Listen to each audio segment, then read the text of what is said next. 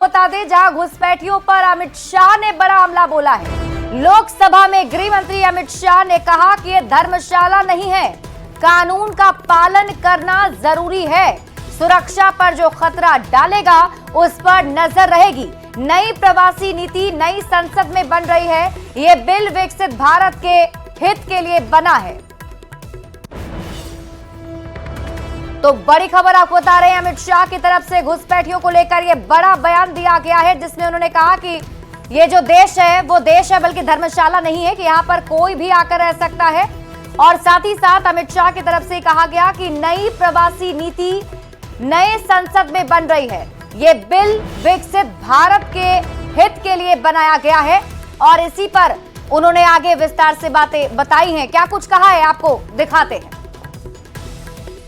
चाहे रोहिंग्या हो चाहे बांग्लादेशी हो, अगर यहां अशांति फैलाने के लिए आता है तो बड़े कठोरता के साथ उनके साथ मान्यवर व्यवहार। इसलिए ये नीति में उदारता के साथ साथ कठोरता की भी आवश्यकता है।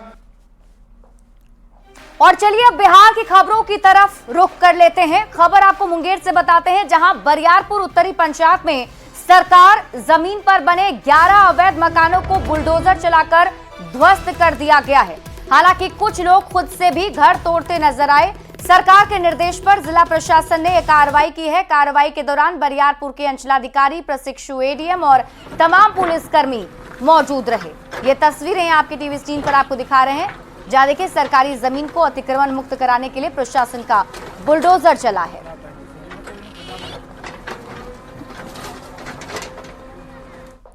और देखिए, दिल्ली के बाद बिहार में भी नवरात्रि पर मीट बिक्री को बैन करने की मांग की जा रही है और बिहार सरकार के मंत्री नीरज बबलू ने नवरात्र में मीट बिक्री पर बैन की मांग का समर्थन कर दिया है। मंत्री नीरज कुमार बबलू ने कहा कि नवरात्र में मीट बिक्री पर प्रतिबंध लगना चाहिए। मीट बिक्री से हिंदुओं की धार्मिक भावना आहत होती है। बीजेपी विधायक पवन जायसवाल ने भी इस विचार का समर्थन किया है। हिंदुओं के भावना का सवाल है।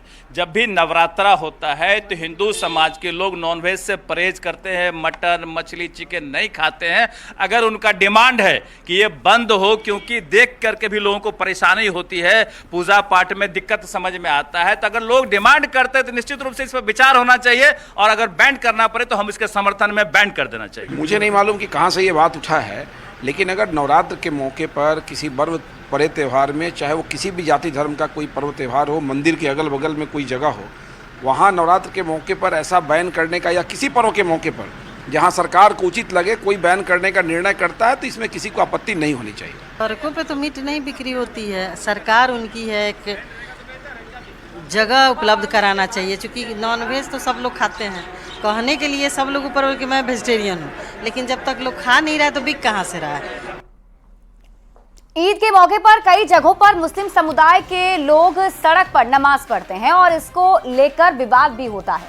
एक बार फिर से सियासी गलियारे से आवाज उठनी शुरू हो गई है। सड़कों पर नमाज पढ़ने की अनुमति नहीं होनी चाहिए, मंत्री नीरज कुमार बबलू ने कहा है।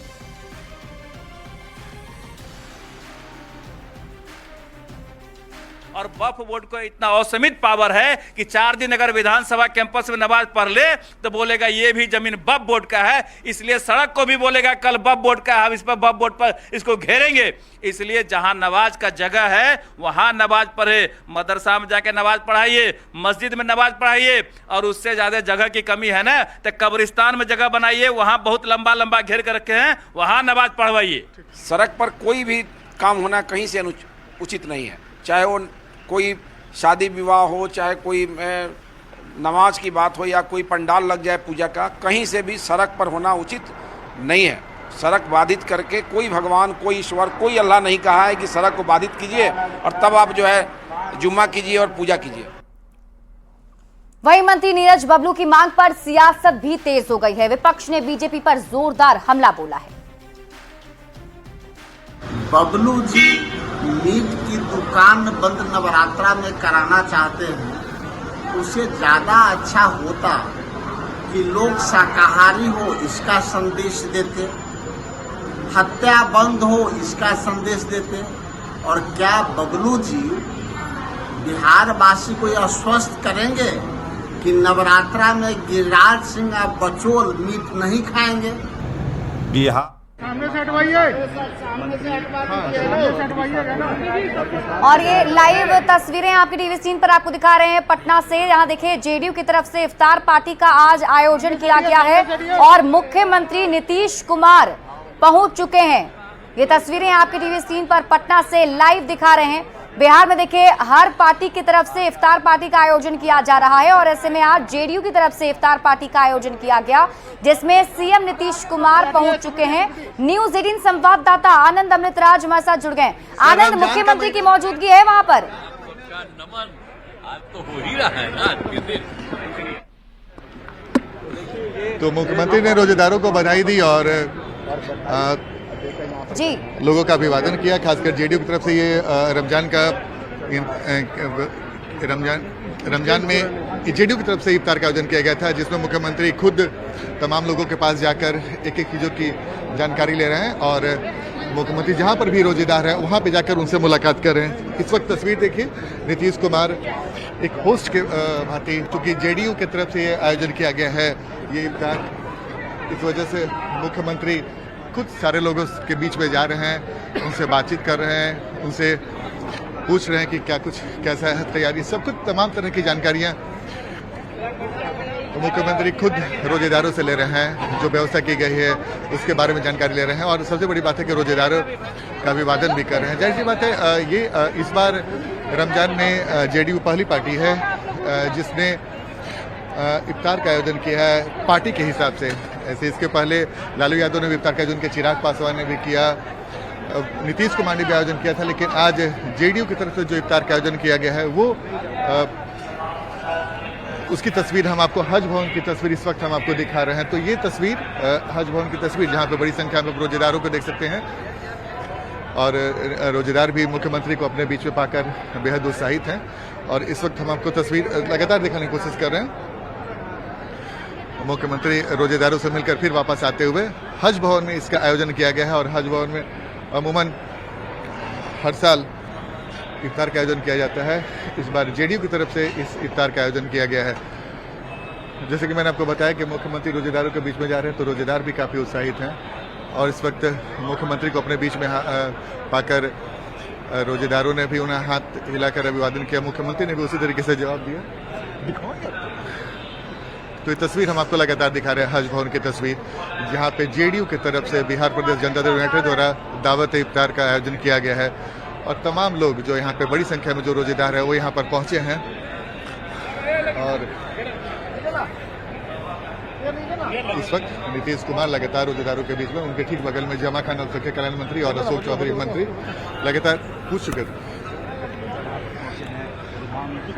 तो ये तस्वीर मुख्यमंत्री की तस्वीर और सबसे बड़ी बात है कि जैसे कि मैंने आपको बताया कि जेडीयू की तरफ से इसके इफ्तार का आयोजन किया गया है, तो मुख्यमंत्री एक अच्छे होस्ट के बाद ही तमाम रोजेदारों से खुद जाकर मुलाकात कर रहे हैं और मुलाकात कर उनसे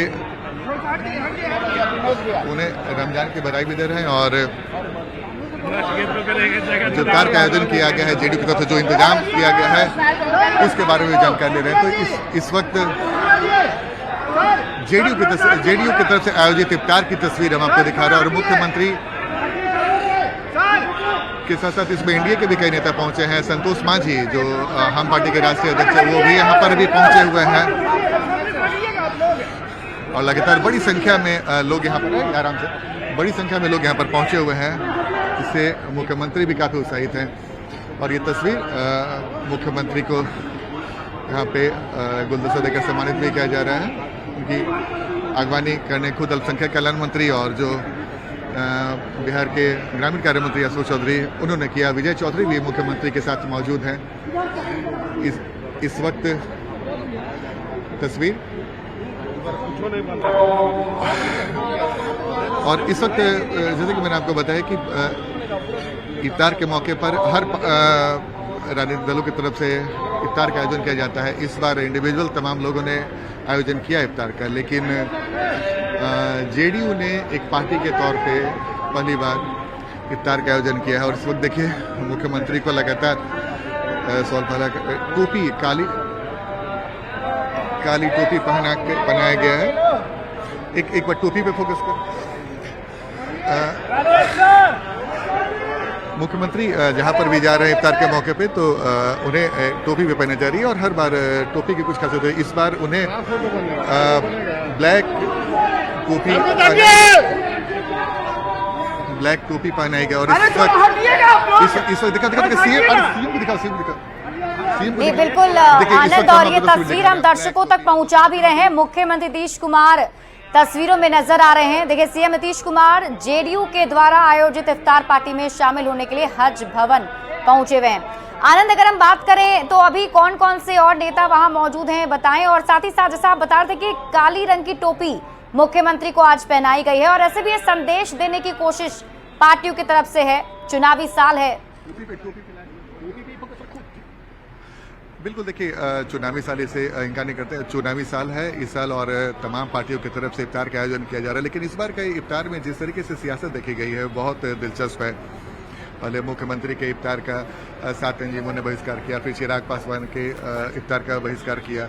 लेकिन इसमें एक चीज़ जो देखी जा रही है, एनडीए की तरफ से जो भी नेता ने इफ्तार का आयोजन किया उसमें एनडीए के तमाम घटक दल के नेता हैं वो यहाँ पर पहुँचे, जो ये बताता है एनडीए की तरफ से दावा भी किया जा रहा है कि हम लोग पूरी तरह से एकजुट हैं और ये एकजुटता एनडीए की तरफ से जो आयोजन किया जा रहा है या फिर एनडीए के नेताओं की तरफ से जो आयोजन किया गया इफ्तार का, उसमें ये मैसेज देने की कोशिश की। नेताओं ने बयान भी दिया कि हमारे तमाम जो सहयोगी दल हैं उनके नेता पहुंचे हुए हैं, जो गठबंधन के नेता हैं वो यहाँ पर पहुंचे हुए हैं। तो एक तस्वीर है जो बहुत किसी तरह करती है। जैसे कि मैंने आपको बताया कि इस बार नीतीश कुमार के सर पे जो काली टोपी आप देख रहे हैं वो बहुत दिलचस्प है। ठीक उनके बगल में सभापति भी हैं और नीतीश कुमार इस वक्त इफ्तार का जो आयोजन किया गया है, जो रोजेदारों को दिया गया वो नीतीश कुमार भी इस वक्त सिखा रहे हैं। और हम एक और तस्वीर दिखाने की कोशिश कर रहे हैं। मुख्यमंत्री के बगल में इरशादुल्ला जो सुन्नी वक्फ बोर्ड के चेयरमैन है वो भी यहाँ पर मौजूद हैं। इसके अलावा संतोष मांझी जो हम पार्टी के राष्ट्रीय अध्यक्ष हैं, इसके अलावा कई गणमान्य लोग भी हैं तमाम पार्टियों की तरफ से, अभी हम की तरफ से, लोजपा की तरफ से, इसके अलावा दूसरे पार्टियों की तरफ से भी जो नेता यहाँ पर मौजूद है। तो ये तस्वीर बहुत कुछ करती है और सबसे बड़ी बात है कि जैसे कि मैंने आपको बताया कि ये चुनावी साल है और चुनावी साल में अल्पसंख्यक वोटर को लेकर जिस तरीके से सियासत हो रही है उससे साफ है कि अल्पसंख्यक वोटर को रिझाने के लिए तमाम पार्टियों ने अपनी पूरी ताकत झोंकी। और इस वक्त जेडीयू की तरफ से इस इफ्तार के आयोजन का भी आप अगर अर्थ निकालना चाहें तो बिल्कुल वैसा ही दिखता है, क्योंकि 5-6 महीने के बाद जब विधानसभा का चुनाव होने वाला है उसके पहले हर पार्टी एक मैसेज देना चाहती है। कल जो साथ कई मिलर स्कूल के पास जब एक धरना प्रदर्शन हुआ था वक्फ संशोधन बिल को लेकर, उसमें भी काफ़ी सियासत हुई थी। तेजस्वी यादव ने एक बयान दिया था, लालू यादव भी वहाँ पर पहुँचे थे और अब नीतीश कुमार के पार्टी की तरफ से भी इफ्तार का आयोजन किया गया। और लगातार हम आपको तस्वीर दिखा रहे हैं यहाँ पे दूसरे पार्टियों की तरफ से। फिर से नीतीश कुमार की तरफ हम आपको लेकर चलते हैं। नीतीश कुमार इस वक्त सुन्नी वक्फ बोर्ड के जो चेयरमैन है इरशादुल्ला, उनसे बातचीत कर रहे हैं और ठीक उनके बगल में विजय चौधरी हैं, सभापति अजय सिंह हैं, उन लोगों से भी बातचीत कर रहे हैं। तो एक राजनीतिक पार्टी की तरफ से ये पहली इफ्तार का आयोजन इस बार रमजान में देखा गया है। जैसे कि मैंने आपको बताया कि महागठबंधन की तरफ से लालू यादव ने दिया और उसके बाद चिराग पासवान ने दिया, नीतीश कुमार ने भी एक अन्य मार्ग में मुख्यमंत्री के हैसियत से दिया। लेकिन ये जो जेडीयू की तरफ से इफ्तार का आयोजन किया गया है वो पार्टी के हिसाब से इस बार का पहला आयोजन है। जीतन राम मांझी ने भी इफ्तार का आयोजन किया था। तो ये आयोजन इस बात का संकेत है कि इफ्तार के आयोजन में भले ही बड़ी संख्या में लोग पहुंचे, लेकिन एक बड़ा मैसेज देने की तैयारी जेडीयू की तरफ से लगातार विधानसभा में भी वक्फ संशोधन बिल को लेकर काफ़ी हंगामा हुआ और काफ़ी सियासत भी गरमाई। आज आखिरी दिन भी वक्फ संशोधन बिल को लेकर आनंद सर ये बताइए कि जैसे जब सीएम नीतीश कुमार की तरफ से इफ्तार पार्टी का आयोजन किया गया था तो जो विरोध किया गया था, 7 और 8 मुस्लिम संगठन थे जिन्होंने विरोध किया था, तो क्या इस जो इफ्तार पार्टी अभी जेडीयू की तरफ से दी गई है उसमें उन संगठन के कोई लोग शामिल हुए हैं? ये देखिए, नेता सबको जाता है, सबको आमंत्रण जाता है, लेकिन जिन 7 तंजीमों ने बहिष्कार किया था उसके जो नुमाइंदे फिलहाल यहाँ पे नहीं देखते। हाँ, इमारत सरिया से जुड़े कुछ लोग के बारे में दावा किया जा रहा है कि कुछ लोग पहुंचे हैं, लेकिन वो कंक्रीट जानकारी तभी मिल पाएगी जब जी। इसकी जानकारी पूरी तरीके से सामने है। लेकिन फिलहाल जिन लोगों ने बहिष्कार किया उसमें से काफ़ी कम लोग यहाँ पे नज़र आ रहे हैं। और जैसे कि मैंने आपको बताया कि इसकी जानकारी कुछ देर के बाद जो आयोजक है उनसे मिलेगी। लेकिन फिलहाल ये पूरी तरीके से एक राजनीतिक इफ्तार और जिस तरीके से कहा जा रहा था कि विपक्ष की तरफ से साजिशन ये सब कुछ करवाया जा रहा है, तो ऐसे वैसा ही समझा जाए या नाराजगी की बात भी सामने आ रही है? देखिए, बिल्कुल सत्ताधारी दल की तरफ से, खासकर जेडीयू की तरफ से ये दावा भी किया जा रहा है। जो जेडीयू के बड़े नेता हैं उन्होंने आरोप भी लगाया है कि उन्होंने आरजेडी और कांग्रेस पर आरोप लगाया है कि उनके षड्यंत्र की वजह से कई जो संस्थाएं हैं, जो धार्मिक संस्थाएं हैं, वो इसमें नहीं पहुंचे। उन लोगों ने बहिष्कार किया है, लेकिन इसका कोई खास मतलब नहीं है।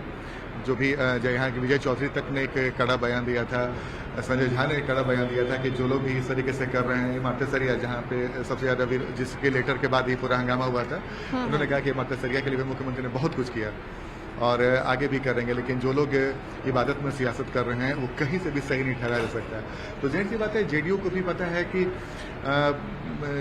इस तरीके से बातें, जब चुनावी साल होता है इस तरीके से बातें होती है। पहली बार हम लोगों ने देखा कि नीतीश कुमार ने कोई इफ्तार का आयोजन किया और उसमें जो धार्मिक संस्थाएं हैं, खासकर मुस्लिम धार्मिक संस्थाएं, तो उनके जो नुमाइंदे हैं बड़ी संख्या में शिरकत नहीं कर पाए। तो इसी के लेकर काफ़ी हंगामा हुआ है और उसके बाद जेडीयू की तरफ से लगातार काफ़ी हंगामा भी शुरू हुआ और अभी भी सियासत उसी बात को लेके चल रही है। और सियासत इस बात को लेके भी चल रही है कि मुस्लिम वोटरों का रुझान चुनाव के समय क्या कुछ होगा, ये देखना दिलचस्प होगा। चुनाव के समय मुस्लिम वोटर को अपने पाले में करने के लिए तमाम राजनीतिक पार्टियां पूरी ताकत झोंकती है और इफ्तार के जो आयोजन है उसी का एक हिस्सा माना जाता है, क्योंकि इफ्तार के आयोजन में एक मैसेज देने की कोशिश की जाती है। इफ्तार के आयोजन में जो मैसेज देने की कोशिश की जाती है कि उस मैसेज का क्या महत्व होता है वो देखना होगा। और जैसे कि मैंने आपको बताया कि इस वक्त मुख्यमंत्री खुद एक होस्ट के भांति तमाम जो रोजेदार हैं उनसे न सिर्फ उनका हालचाल जाना बल्कि उनके बारे में पूरी जानकारी भी ली और जो इफ्तार का आयोजन किया गया है उसमें रोजेदारों के लिए जो व्यवस्था की गई उसको भी नज़दीक से देखा और हर जहां भी रोजेदार बैठे रहे वहां पे जाकर उन्होंने उसकी पूरी जानकारी ली। जैसे कि मैंने आपको बताया कि ये जेडीयू के इफ्तार पर भी काफ़ी सियासी निगाह टिकी हुई है और इस इफ्तार का आगे क्या अर्थ निकलता है ये भी देखना दिलचस्प होगा, चूँकि इफ्तार को लेकर भी सियासत होती रहती है। जैसे कि मैंने आपको बताया कि इफ्तार को लेकर भी सियासत हो रही थी, इस बार जेडीयू के इफ्तार को लेकर क्या सियासी बयानबाजी होती है वो भी देखना दिलचस्प होगा। लेकिन फिलहाल नीतीश कुमार हज भवन में इस वक्त जेडीयू की तरफ से आयोजित जो इफ्तार का आयोजन किया गया है उसके इफ्तार के आयोजन में इस वक्त पहुंचे हुए हैं और इस वक्त हम आपको तस्वीर दिखा रहे हैं जेडीयू की तरफ से आयोजित इफ्तार का आयोजन। ठीक दाहिनी और भी हम लगातार आपको दिखा रहे हैं जो कई पार्टी के नेता हैं वो भी यहाँ पर पहुंचे हुए हैं और लगातार इफ्तार में शामिल हो रहे हैं। और बिल्कुल आनंद, और अगर हम देखें तो हर जिस भी इफ्तार पार्टी में आज सत्ता पक्ष की तरफ से इफ्तार पार्टी का आयोजन किया गया उसमें खास ट्विनिंग दिखाने की कोशिश की गई है, एकजुटता का संदेश देने की कोशिश की गई है। हालांकि देखना होगा कि जेडीयू की इफ्तार पार्टी पर क्या कुछ रिएक्शन सामने आता है। शुक्रिया इस अपडेट के लिए आनंद। बढ़ेंगे आगे और बात अगली खबर की। रमजान में बीजेपी ने गरीब मुसलमानों के लिए बड़ी पहल की है और ईद के मौके पर देश भर में सौगाते मोदी कार्यक्रम चलाया जा रहा है। इस कार्यक्रम के जरिए 32 लाख मुसलमानों को किट दिया जा रहा है। पटना के हाई कोर्ट स्थित दरगाह में सौगाते मोदी कार्यक्रम चलाया गया जहां बड़ी संख्या में गरीब मुसलमानों को किट दिया गया है। इस किट में महिलाओं के लिए साड़ी है, ड्राई फ्रूट्स है, सेवैयां, शक्कर इत्यादि दिए गए हैं। वहीं पुरुषों के लिए लुंगी के साथ सेवैयां, ड्राई फ्रूट्स किट में शामिल है। किट के ऊपर पीएम मोदी की तस्वीर लगी है। जिन लोगों को तोहफे मिले उन लोगों ने खुशी जाहिर करते हुए बताया कि पीएम मोदी की ये पहल बहुत ही बेहतर है। उन्होंने गरीब मुसलमानों का रमजान के दौरान खास ख्याल रखा, इससे ज्यादा खुशी कुछ नहीं हो सकती। महिलाओं ने खुशी जाहिर करते हुए पीएम मोदी को दुआएं भी दी और कहा कि वो 100 साल जिए और देश का विकास करते रहें। रमजान के मौके पर बीजेपी ने बड़ी पहल की है और सौगाते मोदी कार्यक्रम के तहत तमाम गरीब मुसलमानों को रमजान बेहतर ढंग से गुजरे उसके लिए किट दिए जा रहे हैं। जितनी भी ज्यादा से ज्यादा जो हमारे गरीब, मजबूर, यतीम, बेवा, मिस्कीन परिवार हैं, उन तक पहुंचने की कोशिश है ये, और ईद उनका खुशहाली से गुजरे, उनके ईद में भी सेवैया की मिठास हो, इसलिए नए कपड़े हैं, सेवैया हैं, ड्राई फ्रूट्स है, ये सारी चीजें उनको देने की कोशिश है। जी, ये मोदी जी का पैगाम है ईद के अवसर पर, सौगाते मोदी, ये उन मुसलमान भाइयों के लिए है जो जरूरतमंद है। 32 लाख परिवारों में ये जाना है, 32,000 मस्जिदों पे हम लोगों ने ये चयनित किया है। रमजान में मोदी जी की तरफ से कुछ दिया जा रहा है, वो कितनी खुशी है? बढ़िया है, कितना खुश है? ये जो दिया जा रहा है खुश है, बहुत खुश है। दी से मोदी जी तो बहुत खुश न रहेंगे, मोदी जी दी से तो खुश न रहेंगे। इतना दे रहा है झोला में तो और खुश है, और गरीब को और कुछ मदद करेगा तो बहुत खुश रहेंगे। कितनी खुशी हो रही है कि आज रमजान में आपको दिया जा रहा है कि? हाँ, खुशी हुई है, और थोड़ा मिलता है एक आध और तो खुशी हो। ये पूरा रमजान अच्छे से गुजरेगा, सेवैयां भी मिल रही हैं। हाँ, अच्छे से। कैमरा पर्सन अजय दुबे के साथ रवि एस नारायण, न्यूज़ 18 पटना। मेरठ में बागेश्वर धाम के आचार्य धीरेन्द्र शास्त्री ने बड़ा बयान दिया है। बाबा बागेश्वर ने कहा है कि केवल सनातन धर्म ऐसा है जो दुनिया को तीसरे विश्व युद्ध से बचा सकता है। सनातन पर पत्थर मत फेंकिए, अब शांति नहीं क्रांति का समय आ गया है, अब क्रांति का पाठ होगा। बाबा बागेश्वर यही नहीं रुके, उन्होंने कहा कि अयोध्या के बाद काशी, मथुरा, संभल समेत सबकी बारी है, अब समय आ गया है कि सब लेकर रहेंगे। चीज को तलवारों की लड़ाई से करने पर भरोसा नहीं करते। हम न इतिहास बदलने की बात कर रहे हैं, न इतिहास मिटाने की बात कर रहे हैं, न इतिहास खड़ा करने की बात कर रहे हैं। हम जो भी क्रांति करेंगे, इंसानों में इंसानियत आवे और इंसानों के विचार बदले। इसके लिए अगर आप कानून पर, संविधान पर, भारत के सनातन पर पत्थर फेंक कर मांगोगे तो अभी तो हम यही कह रहे थे कि अयोध्या तो झांकी है, काशी मथुरा बाकी है। अब यही कहेंगे कि संभल, काशी, मथुरा तीनों बाकी। और फिलहाल इस बुलेटिन में अभी के लिए बस इतना ही। आप देखते रहिए न्यूज़ 18 बिहार झारखंड।